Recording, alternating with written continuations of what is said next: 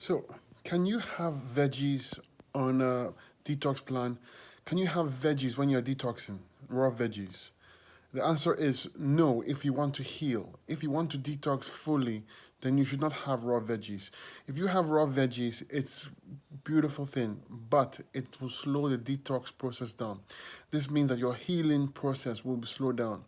If you are doing a fruit only detox plan and you take the raw vegetables or salads, do not despair, do not be angry. It just means it slows it down. It doesn't stop it, but it slows it down. And for those who are actually ill or trying to get better fast, I don't advise you use vegetables or salads because they slow it down. But if you did have to go eat some vegetables, raw vegetables or raw salad, that's fine. Just jump back the next day to the detox plan and continue. Okay? It's simple. The key to success is always jump back in. If you fall, get up and jump back in. Do not quit. That's it.